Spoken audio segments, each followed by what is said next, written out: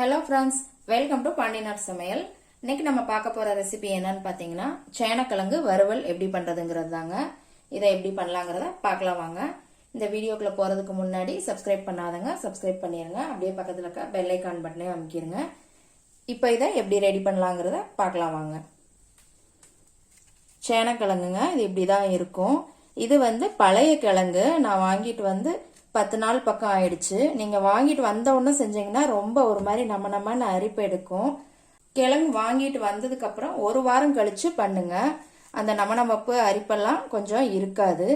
இப்ப இதை நம்ம தோலெல்லாம் சீவி சின்ன சின்னதா கட் பண்ணலாம். பாருங்க, நான் தோலெல்லாம் சீவி எடுத்து வச்சிட்டேன். இப்போ இதை நம்ம கட் பண்ணிக்கலாம்.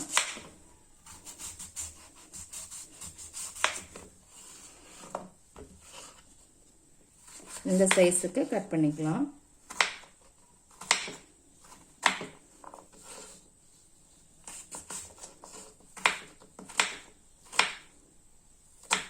இந்த அளவுக்கு கட் பண்ணிக்கோங்க எல்லாத்தையும்.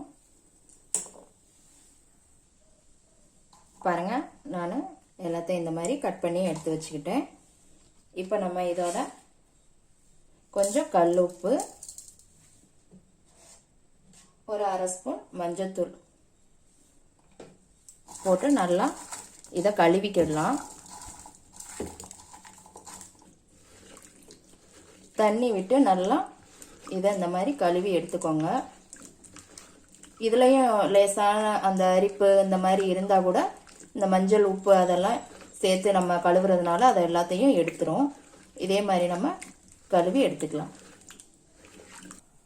பாருங்க, நல்லா கழுவி எடுத்து நான் ஒரு கடாயில போட்டு அடுப்புல வச்சிருக்கிறேன். இப்போ இதோட நம்ம உப்பு போட்டுக்கலாம். தண்ணி ஊற்றி வேக வச்சுக்கலாம்.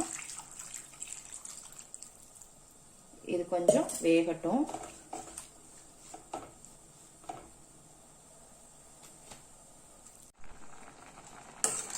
பாருங்க, நல்லா வெந்துருச்சு. இது ஒரு 7 இருந்து 8 நிமிஷம் பக்கம் ஆகுங்க வேகிறதுக்கு. நல்லா வெந்துருச்சு பாருங்க. பாருங்க, இப்போ இதை நம்ம ஒரு பிளேட்ல மாத்திக்கலாம்.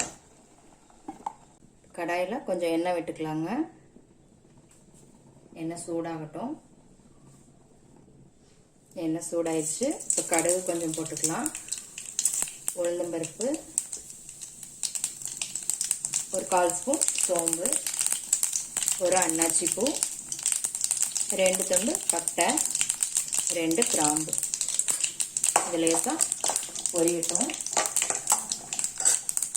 பொரியவும் பெரிய வெங்காயம் நான் ஒரு வெங்காயம் கட் பண்ணி வச்சுருக்கேங்க. அதையும் இதில் சேர்த்து நல்லா வதக்கலாம். இதோட 2 பச்சை மிளகாய் கீரி போட்டுக்கோங்க. உங்களுக்கு பச்சை மிளகாய் பிடிக்கலன்னா நீங்கள் வரமிளகாய் கூட போட்டுக்கலாம். ஆனால் பச்சை மிளகாய் ஃப்ளேவர் ரொம்ப நல்லா இருக்கும். இதோட ஒரு 10 பல் பூண்டு இந்த மாதிரி நீல வாக்கில் கட் பண்ணி போட்டுக்கோங்க. இதையும் நம்ம நல்லா வதக்கிக்கலாம். இதோட ஒரு தக்காளி இந்த மாதிரி சின்ன சின்னதாக கட் பண்ணி போட்டுக்கோங்க. இதையும் நம்ம நல்லா வதக்கிக்கலாம். இப்போ நல்லா வதங்கிடுச்சுங்க. இப்போ இதோட நம்ம கொஞ்சமாக உப்பு சேர்த்துக்கலாம். உப்பு நம்ம சேனக்கிழங்கு வேக வைக்கும் போது சேர்த்துருக்கோம், அதனால கொஞ்சமாக சேர்த்துக்கோங்க. ஒரு 1/4 ஸ்பூன் மஞ்சள் தூள், 1 ஸ்பூன் தனி மிளகாத்தூள். இதையும் நல்லா மிக்ஸ் பண்ணிக்கலாம்.